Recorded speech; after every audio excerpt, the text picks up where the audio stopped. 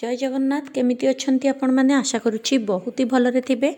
प्रभु जगन्नाथ को आशीर्वाद रु सबुबले सुखरे थांतु, सबुबले हसु थांतु। महालक्ष्मी को आशीर्वाद सबुबले आपणक ऊपर रहिताउ। दर्शक बंधु, आपण माने घरे माटी दीप लगौछंती कि दुआर मुहरे अगणारे माटी दीप लगौछंती कि तबे माटी दीप सह जोड़ा हेइथिबा किछि कथा मध्य जानतु जहाँकि माटी दीप लगौथिबा लोकंक पई केबे भी मंगलमय बा शुभ हेइ नथाए। निर्दिष्ट नीति नियम जानिथिले ही माटी दीप लगेइबा जरूरी, नचेत माटी दीप लगेइले असुविधा हेइथाए। तेबे नियम मु आपनकु कहिबी। एवं घरे जदि आपण घंटी रखुचंती बा पितलर दीप मध्य लगौचंती, पितल दीप लगेइबार मध्य नियम रहिछि। सठिक नियम जदि पालन करुचंती आपनकु पूजा पाठर मूल्य मिलिथाए। नियम विरुद्ध हेले असुविधा मध्य हेइथाए। तेबे उपाय तो कहबी निश्चिंत भाव मोर अपॉइंटमेंट नबाकू चाहूले चैनल फोन नंबर अच्छी, मैनेजर बाबू को फोन करी मोर अपॉइंटमेंट नहीं पारे, जेकोसी समस्यार समाधान बा प्रतिकार करई पारे। एवं मोर नुआ चैनल देखा डिस्क्रिप्शन रे लिंक अच्छी, आपड़ देखु और सब्सक्राइब करूँ। एबे जिबा कथा आड़ू देखंतु। माटी दीप साधारणतः दीपावली बा विभिन्न भल भल पूजा मानकरे लगा जाइथाए एवं गोटे थर व्यवहार पर ताकू नष्ट कर दिया जाइथाए।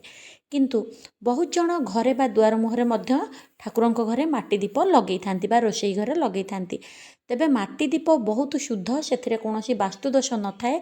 माटी दीप डेली डेली लगेले मध्य बहुत शुभ फल प्राप्ति होता है, कारण पंचतत्व भितर भूमि सह आमको ताहा जोड़ी रखे।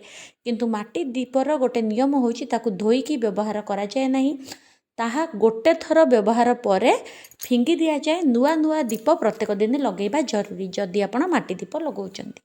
तेबे द्वितीय कथा, जदि आपण पितल दीप लगौचंती, पितल दीप बहुत जन 3-4 दिन रे थरे माजी थांती, सेटा संपूर्ण भूल। पितल दीप जदि लगौचंती प्रत्येक दिन पितल दीप सफा करबा जरूरी। एवं पितल दीप सफा करबा परे गंगा जल रे ताकू शुद्ध करा जाए, नचेत हळदी पानी रे मध्य आपण शुद्ध करि पारिबे बा पंचामृत छिंचिकी शुद्ध करि पारिबे।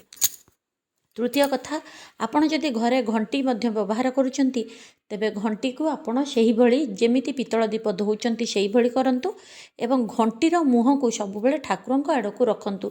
गरुड़ घंटी जदि व्यवहार करुचंती मुह ठाकुरंक आड़कू रहिबो, कारण गरुड़ंक मुह सबुबेले नारायणंक आड़कू रुहे, पिठीटा आपणंक पटकू रहिबो। बजेइबा बेले अलगा कथा, न बजेइबा बेले आपण ताकू मुहटाकू सबुबेले ठाकुरंक पटकू रखंतु। घंटी को मध्य डेली धोइबा एवं सेथिरे जल भरिबा शुद्धि हेइथाए। ता छड़ा घंटी संध्या परे बारंबार बजेइबा बा बहुत समय बजेइबा अनुचित हेइथाए। एथिरे जणा जाए जे ठाकुरंक विश्राम रे बाधा प्राप्त होउची। तेणु संध्या पूर्वर ठीक समय रे अल्प समय पई घंटी बजांतु। सकाळ समय रे आपण बहुत समय घंटी बजेई पारिबे। घंटी बजेइबा द्वारा घरर वातावरण शुद्ध हेइथाए, मस्तिष्क को ऑक्सीजन मिलिथाए, मुंडर बाँ पट एवं डाहाण पट क्रिया सठिक भाव में अनुकूलित होता है। तेणुकरी आमर चिंताधारा एवं धी शक्ति बढ़ी थाए।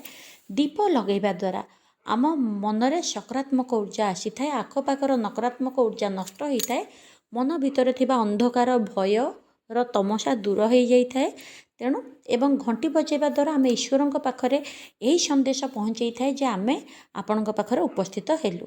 तेणु यही नियम जानी पूजा पाठ करंतु, निश्चिंत ईश्वर आपणकर मंगल करिवे। देखा हबा नेक्स्ट वीडियो रे। जय जगन्नाथ।